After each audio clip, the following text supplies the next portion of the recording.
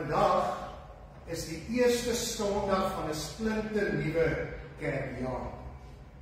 Die 4 Sondae voor Kersfees word Advent genoem. Die woord Advent kom van die Latynse woord adventus, wat beteken om te kom. In hierdie tyd voor Kersfees, in hierdie tyd van die jaar, dink ons aan Jesus se koms. Sy koms na die aarde toe, maar ook sy koms na elkeen van ons se lewe toe. Ons dink ook aan die verskillende komse, as ek dit so kan sê, die verskillende wedergeboortes wat in ons eie lewe behoort plaas te vind. Vanuit die Joodse tradisie het ons geleer om in hierdie 4 weke voor Kersfees 4 kerse aan te steek, en u sien hulle hier voor. En op Kersdag gaan ons die 5de kers, die Christuskers, aansteek. Nou wat symboliseer hierdie kers? Die eerste kers wat ons vanmôre gaan aansteek, symboliseer hoop. En die bedoeling is dat ons in daardie week voor Kersfees daaroor sal nadink wat se hoop Jesus se geboorte vir ons inhou. Maar nie net teologiese hoop nie, ook hoop in my lewe, in my alledaagse lewe. Die tweede kers wat ons op 7 Desember aansteek, is simbool van vrede. En dan dink ons daarin in daardie week hoe Jesus se koms na hierdie wêreld toe ware vrede in ons gebring het. En ons wonder ook 'n bietjie oor onsself, hoe gaan ek in hierdie wêreld vrede uitstraal? Die derde kers wat ons op 14 Desember gaan aansteek, is die kers van vreugde, die kers van blydskap. Dink aan die blydskap by die geboorte van Jesus Christus, dat hy vir ons gebore is. Dink ook aan hoe gaan ons blydskap in ander mense se lewe, vreugde in ander mense se lewe bring. Die 4de kers, die kers op 21 Desember 2025, gaan 'n simbool van liefde wees.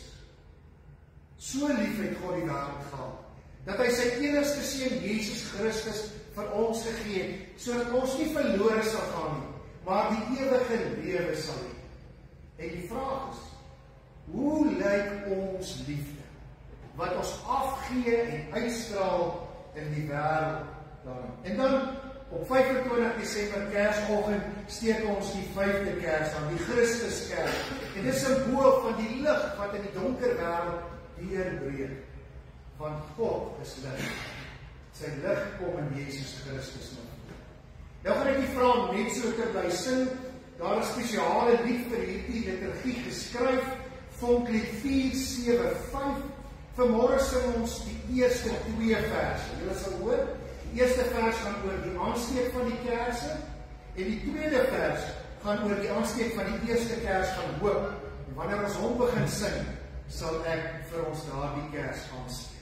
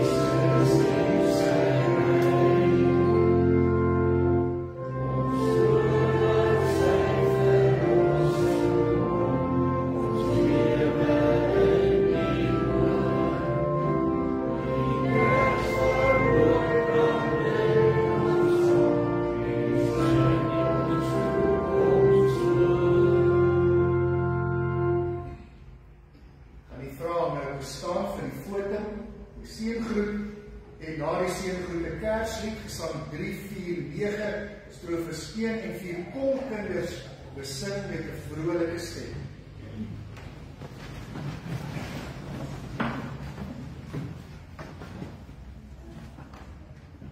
Eer aan die Vader en die Seun en die Heilige Gees, soos dit was aan die begin, toe en so ook nou en van ewigheid tot ewigheid.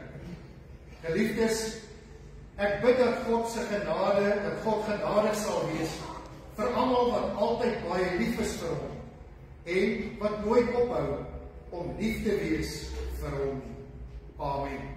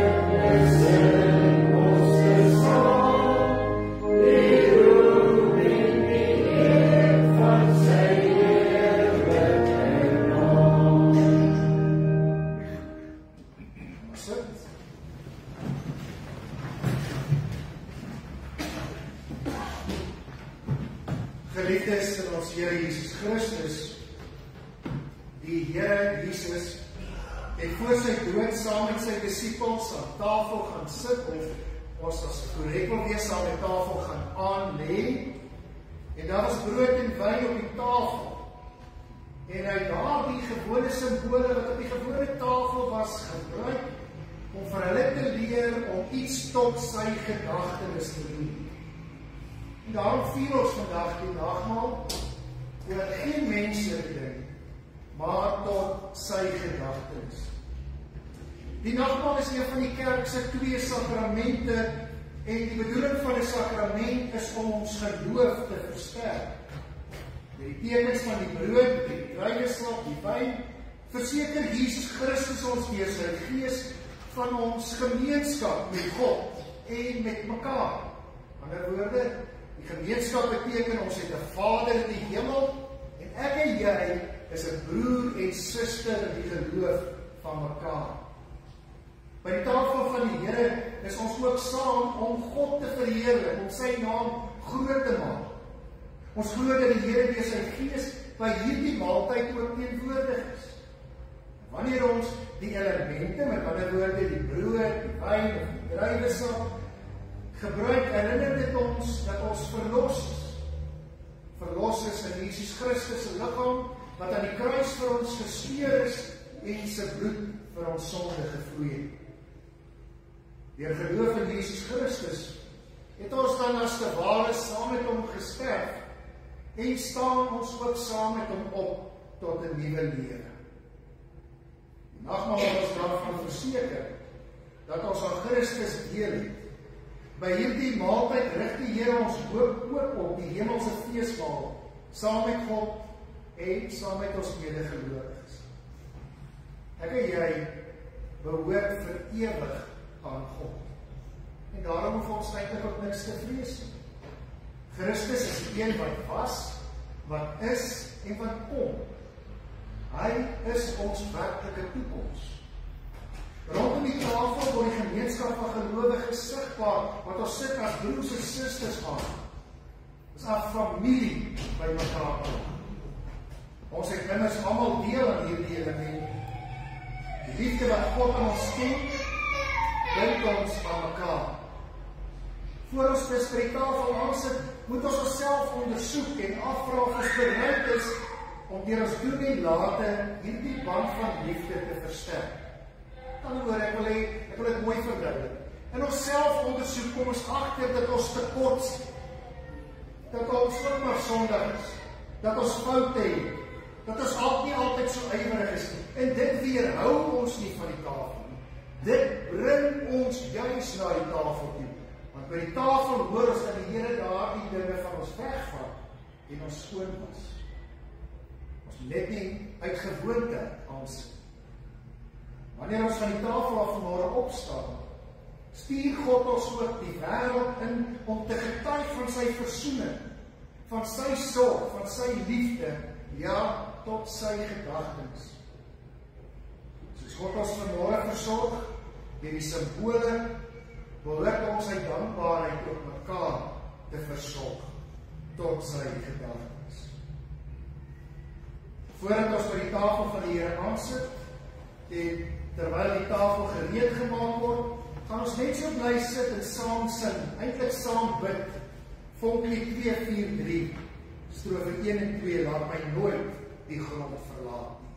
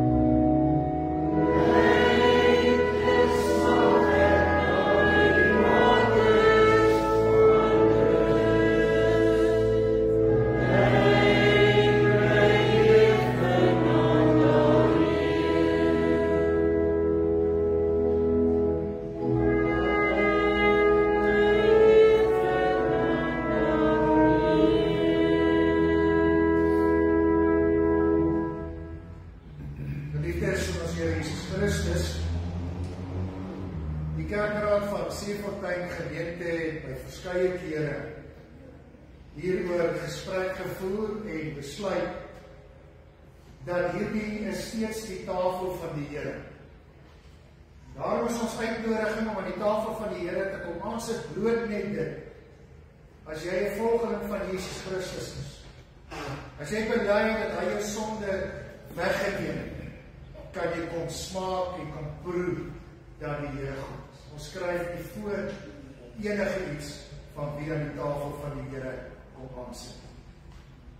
Laat ons vanmôre nie ons gedagtes rig op die uiterlike gebeure wat hier gaan plaasvind nie, maar op die betekenis daarvan. Naamlik die versoening van ons sonde in Jesus Christus, ja, tot sy gedagtenis.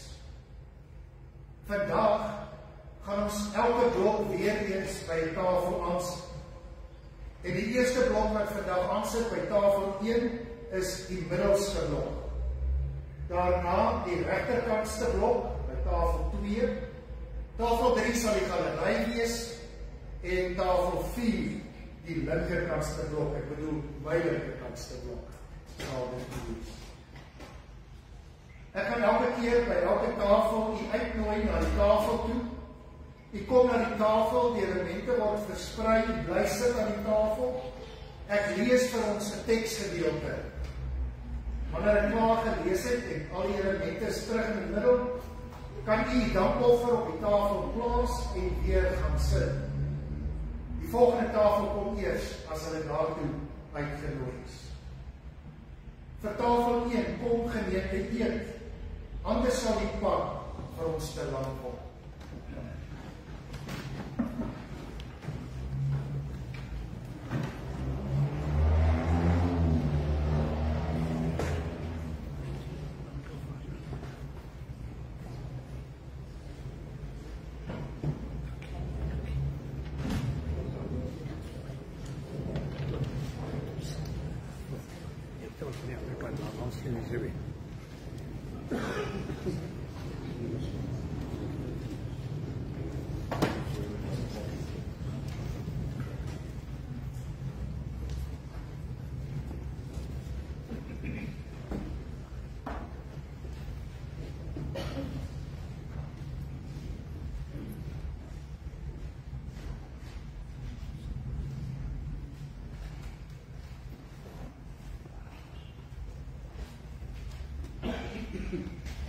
Die brood wat ons breek, dui op die gemeenskap in die liggaam van Christus. Gebruik dit tot sy gedagtenis. Die wyn wat ons drink, is ons verbintenis vir die bloed van Christus. Gebruik dit tot sy gedagtenis.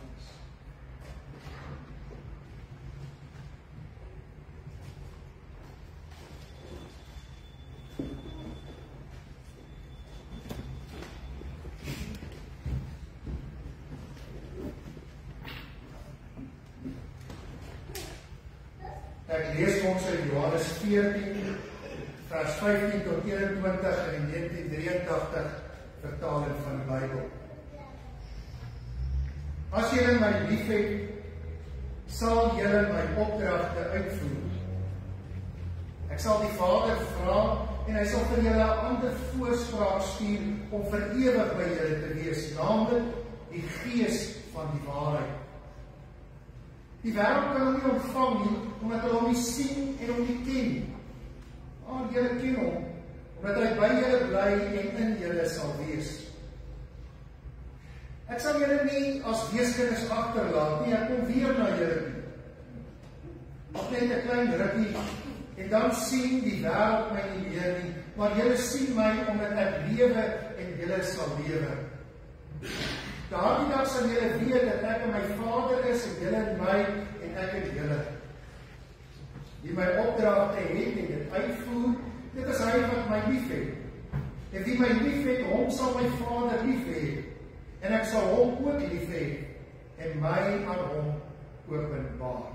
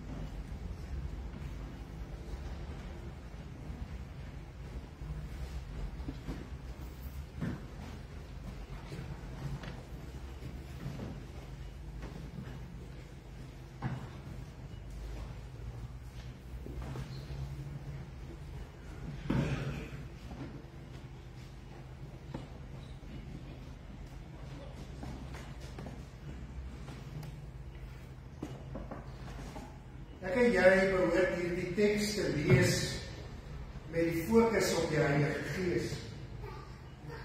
Laat jouself dus toe om deur die Heilige Gees herinner te word en luister hoe die Gees die woorde van Jesus Christus in jou sal lewend maak. Ja, ons word soms elke dag gekonfronteer met uitdagings wat dreig om die Gees van God hier binne ons dood te maak. Geweld en onreg is die wêreld vol. Soms voel dit of elke dag net erger word. Ons voel kwaad, ons voel magteloos, ons voel gefrustreerd met die lewe. Dit is amper soos 'n monster wat ons hoop en ons vrede en ons vreugde en die liefde in ons wegvreet. Dan lees ons hier hierdie stukkie geloofsbelijdenis oor hoop. Ons lees dat die Gees van God binne in my en jou wil kom bly om hierdie monster te verdryf. Ons lees dat die Heilige Gees nie net wil kom vinnig kuier nie. Ons lees dat die Heilige Gees nie net wil kom oornag nie, maar dat die Heilige Gees binne ons wil kom bly, vir altyd binne ons bly.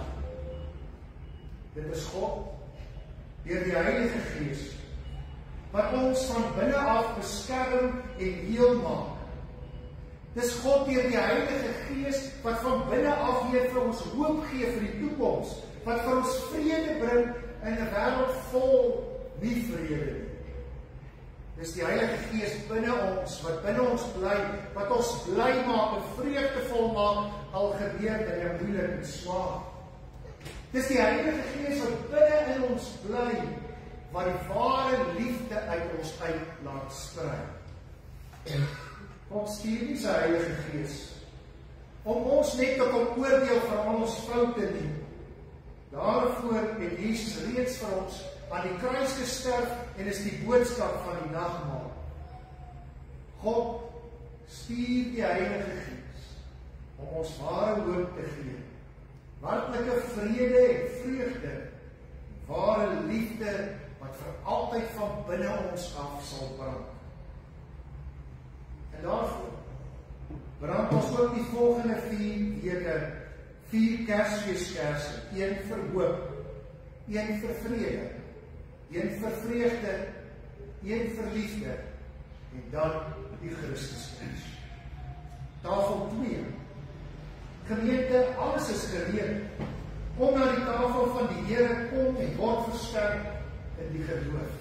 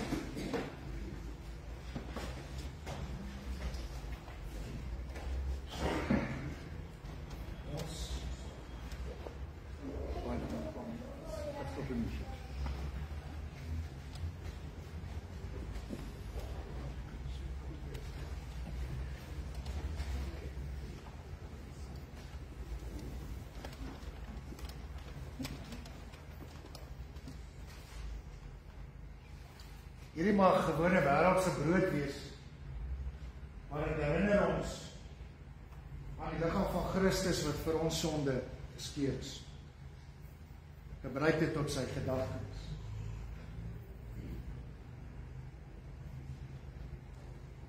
As ons hiervan drink, dink ons aan die bloed van Jesus wat ook vir my sonde aan die kruis gevloei het. Gebruik dit tot sy gedagtes.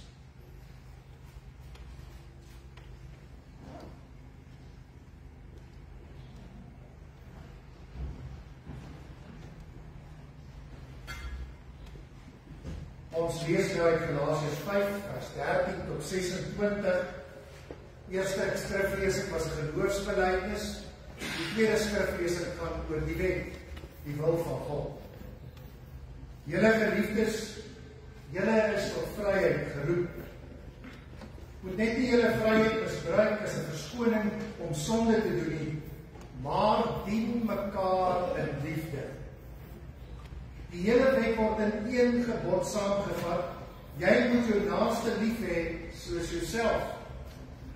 Maar julle buite verskeer mekaar, pas op dat julle mekaar nie later heeltemal versluit nie. Wat ek bedoel is dit: laat julle lewe steeds deur die Gees van God beheers word. Dan sal julle nooit soog voor die begeertes van julle sondige natuur nie. Wat ons sondige natuur begeer, is in stryd met wat die Gees wil. En wat die Gees wil, is in stryd met wat ons sondige natuur begeer. Hierdie twee staan lijnrecht teenoor mekaar, en daarom kan julle nie doen wat julle graag wil nie. Maar as julle deur die Gees laat lei, staan julle nie meer onder die wet nie.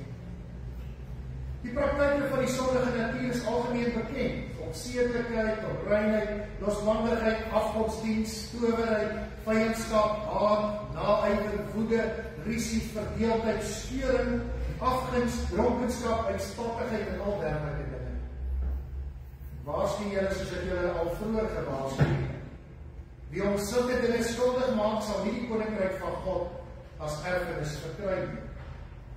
Die vrug van die Gees daarteenoor is liefde, vreugde, vrede, geduld, vriendelikheid, goedhartigheid, getroue, nederigheid, selfbeheers. Teen sulke dinge het die wet niks. Die wat aan Christus Jesus behoort, het hulle sondige natuur met al sy hartstocht en begeertes gekruis.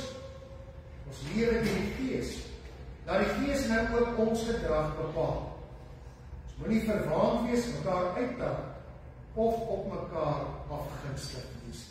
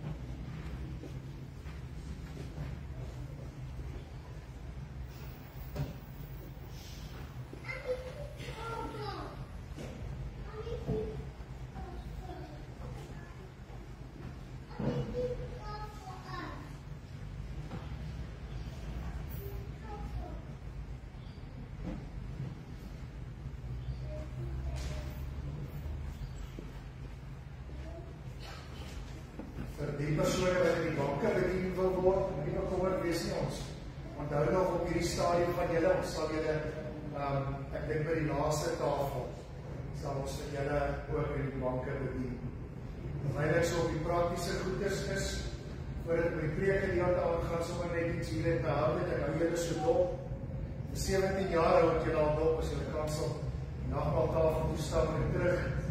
Het lyk vir my, ons stap al moeilike kansel toe as 17 jaar terug, toe ons mekaar die eerste keer ontmoet het. In hierdie gedeelte wat ons vanmôre saam gelees het, stel Paulus 2 verskillende lewenswyses teenoor mekaar. Dit wat hoort by 'n ou mens sê hy, dan bedoel hy nie oud en ouderdom nie, oud en sonde. Dit wat hoort by iemand wat nuut gemaak is, iemand wat deur Jesus vrygespreek is. En hier lê ons geloofsverantwoordelikheid. Ek en jy kan weer gaan kyk na die praktyke wat nie deel van ons lewe behoort te wees nie. Maar het is belangrik dat ons ook sal fokus op die praktyke wat deel behoort te wees van ons lewe. Ons wat hier opstaan van die tafel af, se lewe behoort ingekleed te word met liefde, met vrede, met vreugde, met geduld, met vriendelikheid, met goedhartigheid, met getrouheid, nederigheid en selfbeheers. Dit gaan nie maklik wees. Dis nie vir my maklik nie. Dit gaan van ons opofferings vra, dit gaan van ons prysgawe van onsself vra. Ons gaan moet soms anders doen as wat ek wil, of ons gaan moet stop om te sê, ek is nou maar so gemaak en so laat staan. Jy is nie so gemaak en so laat staan. Jy is gemaak en vrygemaak en vrygemaak en vrygemaak. Dit vra dat ons werklik bereid sal wees om in hierdie wêreld, die tyd waarin ons leef, ons knie voor God sal buig. Daarom moet ons in ons gebede smeek dat die Here vir ons onderskeidingsvermoë sal gee. En daarvoor sal ons die Bybel nie net moet lees nie, maar werklik moet bestudeer. Ons moet bid dat die Heilige Gees in ons en van binne af die vuur in ons sal aansteek om te doen wat hy vra. Vir tafel 3 gemeente kom, die maaltyd staan klaar.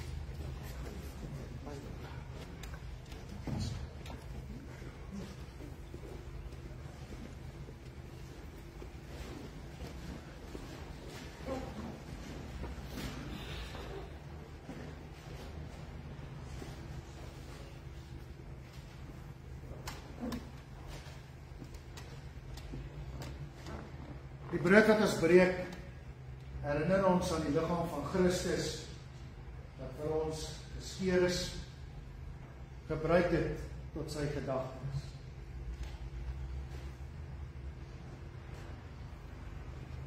Wanneer ons hiervan drink, dink ons aan die bloed van Jesus Christus, wat vir ons sonde gevloei het, gebruik dit tot sy gedagtes.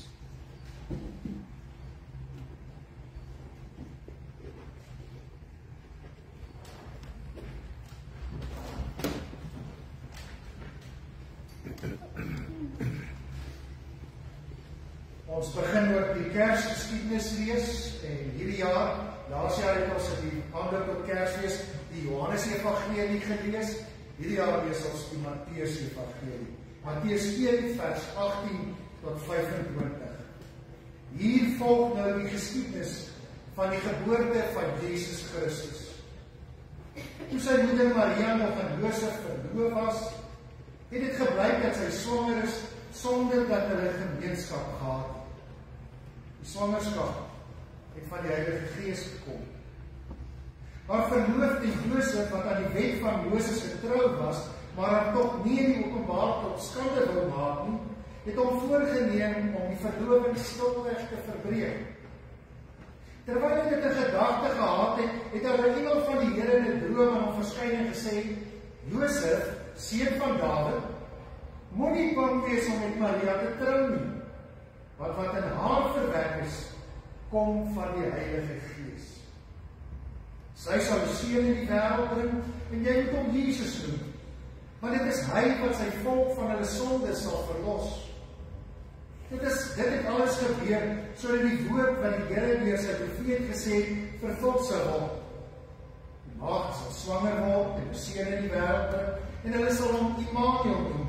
Dit beteken God by ons. Die naam beteken God by ons. Toe Josef uit die slaap wakker word, het hy gemaak soos die engel van die Here hom beveel het en met haar getrou. Hy het egter nie met haar omgang gehad voordat sy haar seun in die wêreld gebring het nie. En Josef het hom Jesus genoem.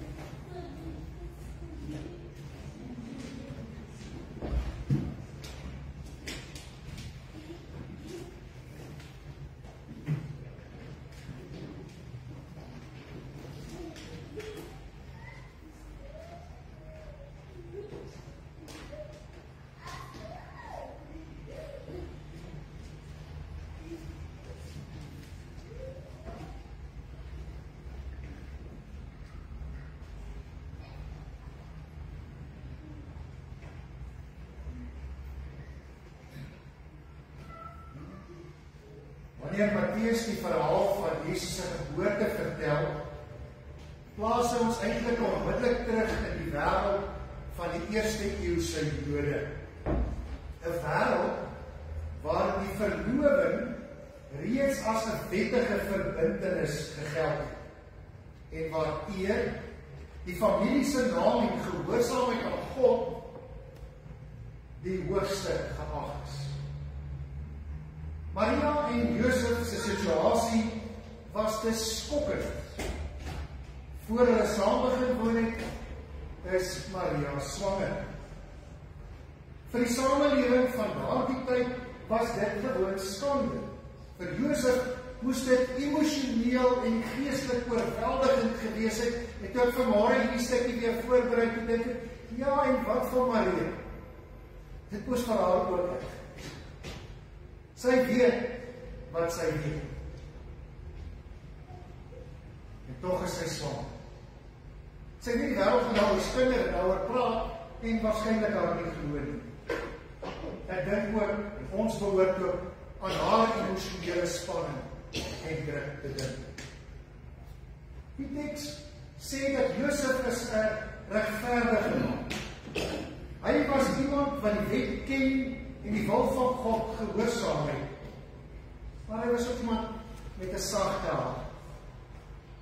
Hy wou Maria nie verneder nie. Hy wou haar ook nie straf nie.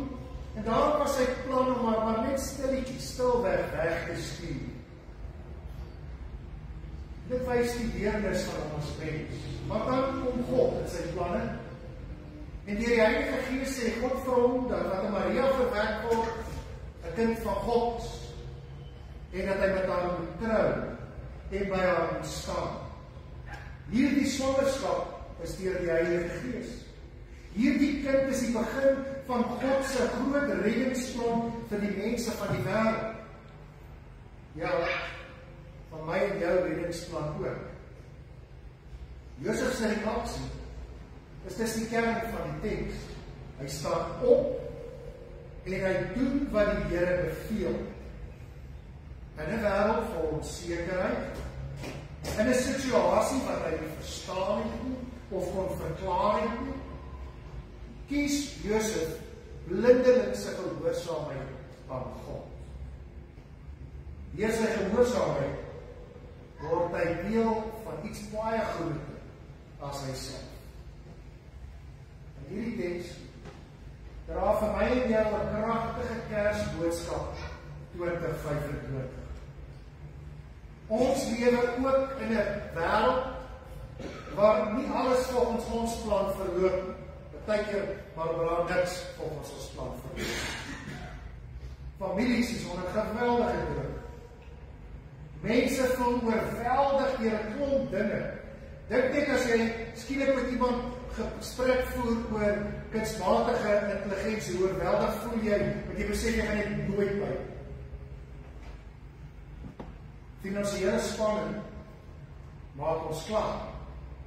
En emosionele uitputting het deel geword van die werklikheid van baie mense. Soos Josef kan ons soms voel dat die toekoms eintlik nou net donker en onseker is. Maar die boodskap van Kersfees herinner ons dat God juist die middel van hierdie onsekerheid en onstuimige wêreld van ons is. Hy wil juist in hierdie donker wêreld 'n tyd van ons lewe vir ons lig laat sien. Hy bring hoop, maar ons dink alles is hooploos. Hy bring sy teenwoordigheid waar ons dink ons is alleen. En dan is die grootste wonder dat God nie wag om dit vir perfekte mense of vir perfekte omstandighede te doen. Hy vra net gehoorsaam. Die tyd is nie perfek nie, Josef is nie perfek nie, Maria is nie perfek nie, die omstandighede waarin Jesus gebore is nie perfek nie, maar God gebruik juist. Dit troos my dat hy sê, ek wat ook nie perfek is nie, hy kom ook in my lewe in. Want hy sal my van my sonde ook red. En Kersfees nooi vir my en jou om dieselfde te doen. Kersfees nooi ons om God te vertrou, selfs wanneer dinge nie vir ons sin maak. Om Christus in ons huise in te nooi, om Christus in ons lewens, in ons hart, in ons binneste in te nooi, en om te glo dat hierdie kind werklike hoop, vrede, vreugde en liefde vir my sal bring. Maar Kersfees ons help om soos Josef stil te word, te luister na God, te vertrou en op te staan en te begin doen. Amen. Tafel 4, kom gemeente, ons is almal van die Here afhanklik. Hy voed ons op sy tyd.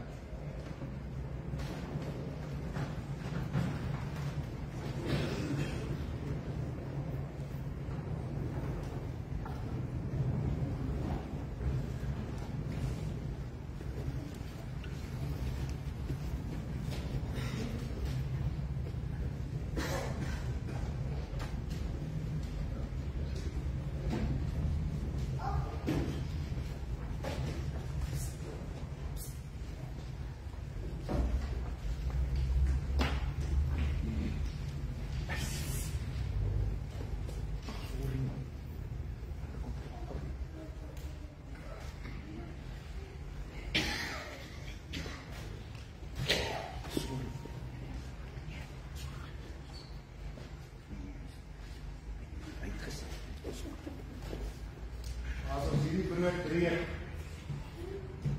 dat doen ons dit tot sy gedagtenis, sy liggaam wat vir ons sonde gesteel is.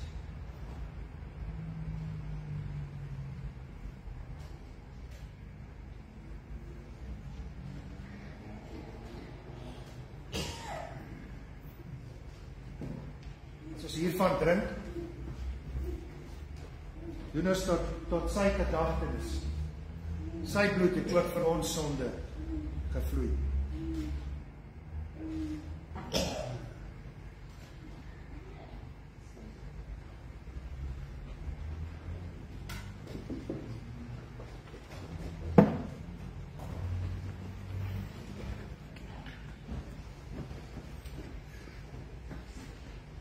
Ek lees verder uit die Bybel, Matteus 2 vers 1 tot 12, die geboortegeskiedenis. Jesus is in Bethlehem in Judea gebore tydens die regering van koning Herodes. Na Jesus se geboorte het daar sterrekykers uit die ooste in Jerusalem aangekom en gevra, waar is hy wat as koning van die Here gebore is? Ons het die ster sien opkom en ons het gekom om aan hom hulde te bewys. Dis as ek myself hier onderbreek, David, julle ook die banke, net vir Matthys, Wie wat dalk verdien wil word in die banke?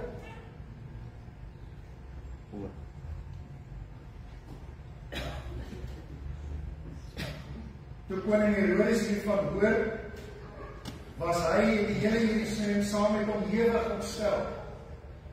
Hy het hulle toe die priesterhoofde en die skrifgeleerdes van die volk bymekaar geroep en hulle uitgevra oor waar die Christus gebore sou word. Hulle het hom geantwoord in Bethlehem in Judea, want so is dit deur 'n profeet geskryf. En jy Bethlehem gebied van Juda, jy's beslis nie die kleinste onder die leiers van Juda nie. Uit jou sal 'n leier voorkom wat vir my volk Israel 'n herder sal wees. Daarna het Herodes die sterrekykers in die geheim ontbied en noukeurig by hulle vasgestel wanneer die ster verskyn het.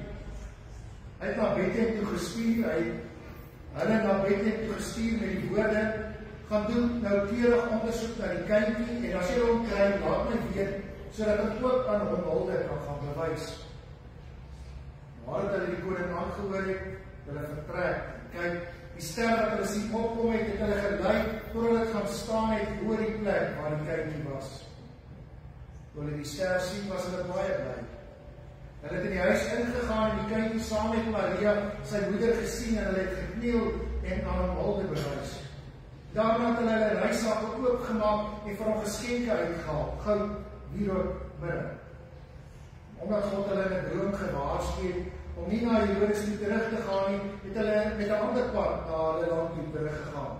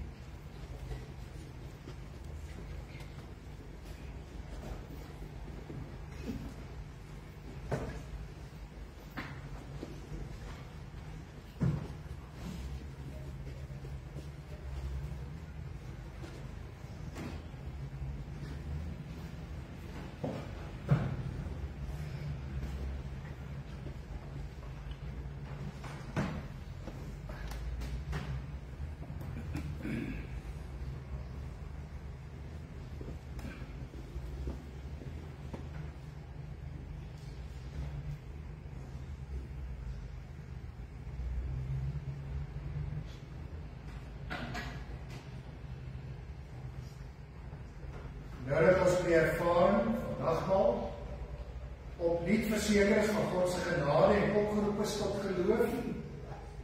En omdat die woord van God ons oorleer dat ons uit genade deur geloof gered word, laat ons, terwyl ons net so bly sit, saam bid. Here, wanneer ons vanmôre na U toe kom, dan ons dankie Here dat ons kon sien, kon hoor, dalk ook kon ervaar dat U ons liefhet.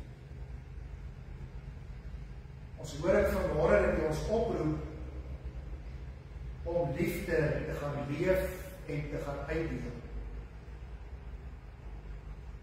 Die persoon sommer langs my, maar dan ook die persone rondom my, en wat U elke dag op my radarskerm plaas. Here, ons as mense moet erken om liefde uit te deel en as mense dit teruggooi in ons gesig, is dit vir ons moeilik. Dit maak ons ongeduldig. Help ons om asem te haal en aan te hou die liefde te versprei, te saai in hierdie stikkende wêreld. Dankie vir die liefde. Ons ken mekaar nie eers almal wat vanmôre hier is nie. Ons weet nie wat in elkeen se hart en se kop voel en beweeg nie. Maar ons hou in hierdie gebed mekaar vas. Ons bid vanmôre vir mekaar in hierdie Kerstyd, dat ons almal U sal raaksien. Christusfees. En dat ons almal mekaar ook sal help Christus te wees in hierdie wêreld. Dankie vir alles tot vandag. Dankie vir vandag. En as môre deel is van ons lewe. Dankie daarvoor. Amen. Psalm 3:5-3, terwyl ons so bly sit, die Heiland is gebore.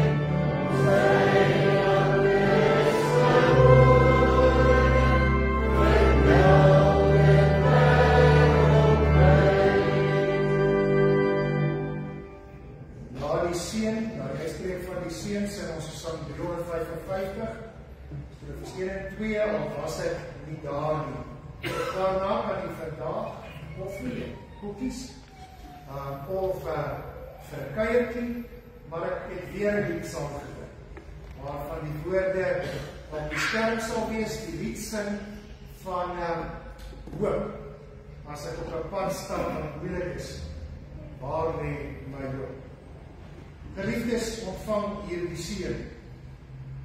Mag die vrede van ons Here Jesus Christus met ons wees, waarin hy ons ook mag stuur.